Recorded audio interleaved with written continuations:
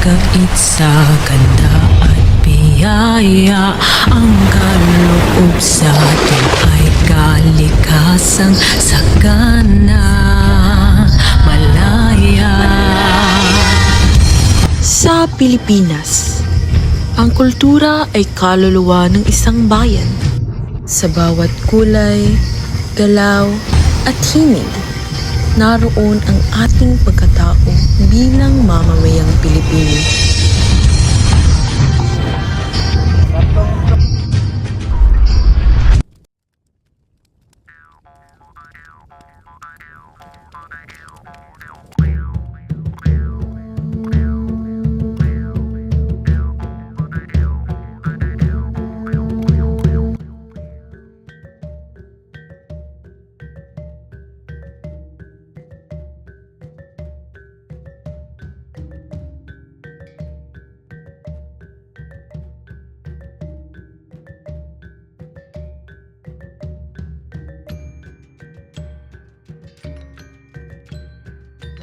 Bago pa man dumating ang mga banyaga, ang kapuluan ng Pilipinas ay tahanan ng mga sinaunang Austronesian.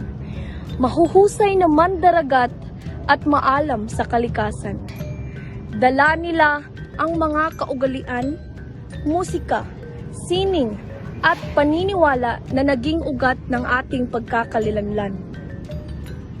Sa kanilang simpleng pamumuhay, umusbong ang diwa ng bayanihan at paggalang sa kalikasan.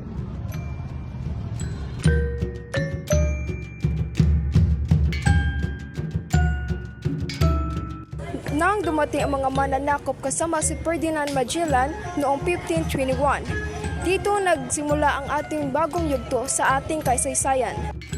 Dito sa baybayin ng Masaw sa Butuan, may nakatindig na monumento na tinatawag na Magellan's Landing Site na pinaniwalaan ng ilang bilang lugar kung saan unang tumapak si Magellan at nakipag-ugnayan sa mga lokal na pinuno. Matagal ding pinaniwalaang dito ginanap ang unang misa sa bansa.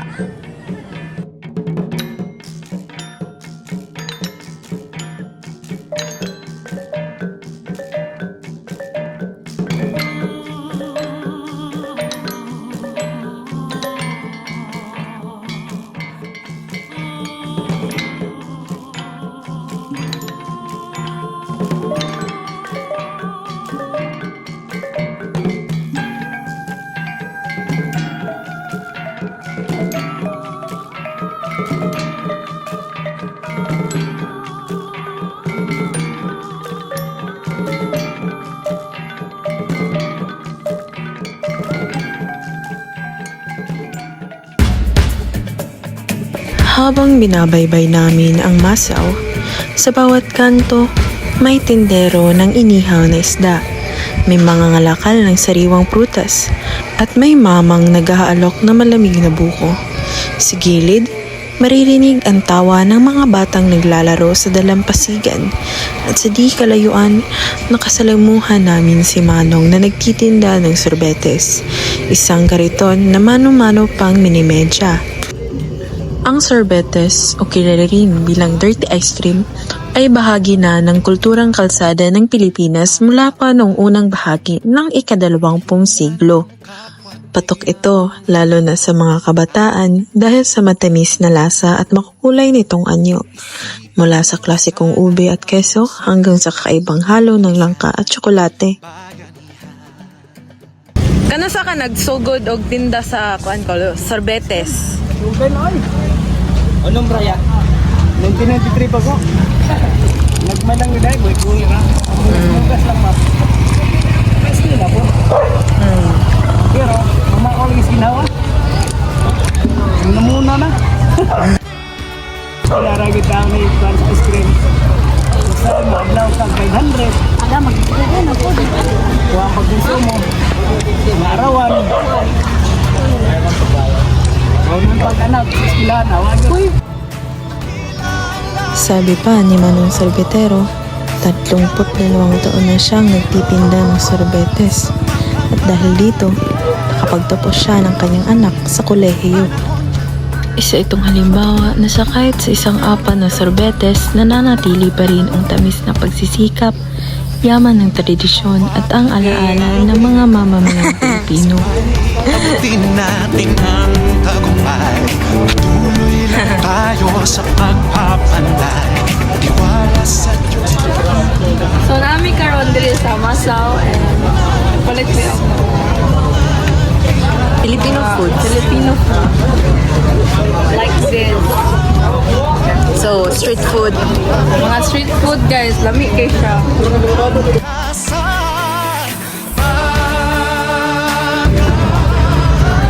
So kanin, hotdog ni siya nga na ay cheese sa sulod. Lami jud ang mga Pilipino.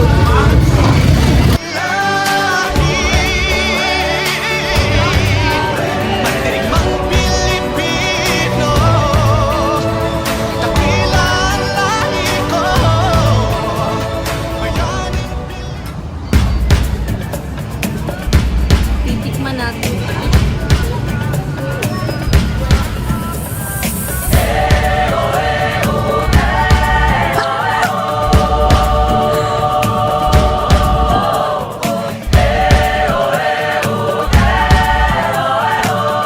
Sa lungsod na ito, tatagpuan din natin ang pintuan sa nakaraan, ang National Museum of Butuan. Sa loob nito, makikita ang sinaunang artifact, kabilang dito ang Butuan Balangay, ang pinakamatandang bangkang natagpuan sa buong Asya. Dito rin makikita ang mga kasangkapan na ginamit ng ating mga ninuno, mga alahas mula sa ginto ng Butuan, at ang mga exhibit na nagpapakita ng yaman ng kulturang Pilipino bago pa dumating ang mga mananakop. Ang National Museum of Butuan ay hindi lamang taguan ng mga bagay mula sa nakaraan, kundi isang buhay na saksi sa kasaysayan. Nagpapaalala sa atin kung saan tayo nagsimula at kung paano natin dapat pangalagaan ang ating pagkakakilanlan.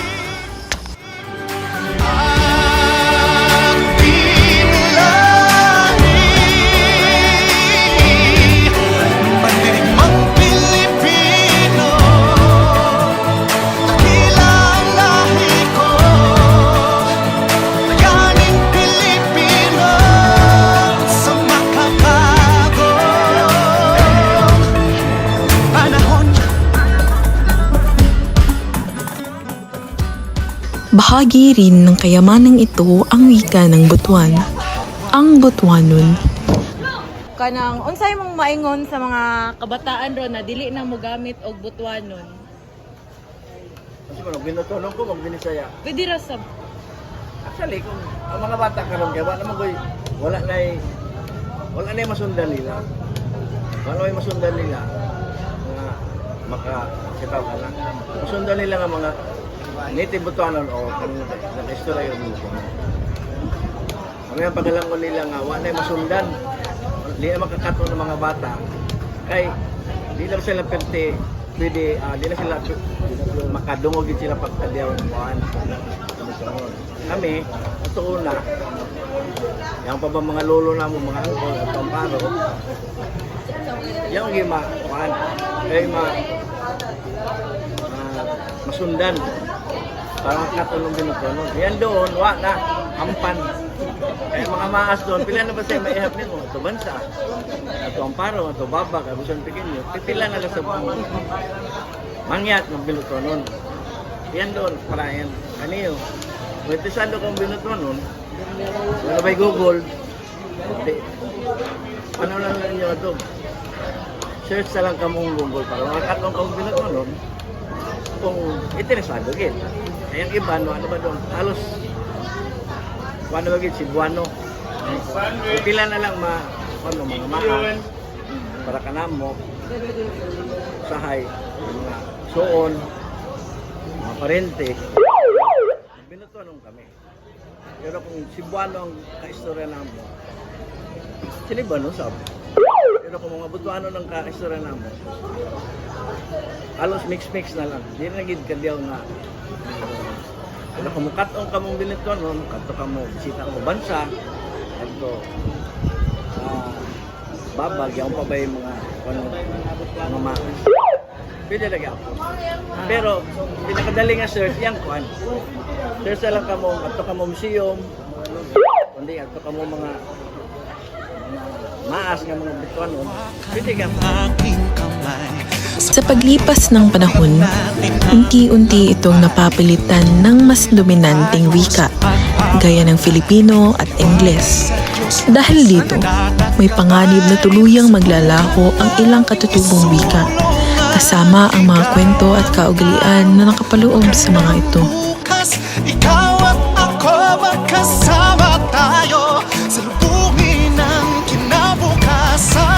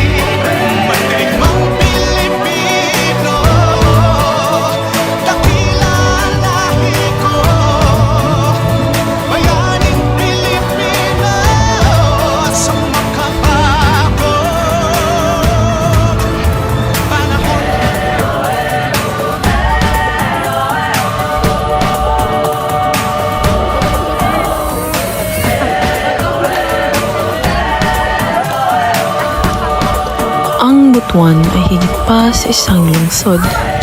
Ito ay buhay na patunay na matatag na ugat ng ating kasaysayan, kultura at pagkakakilanlan.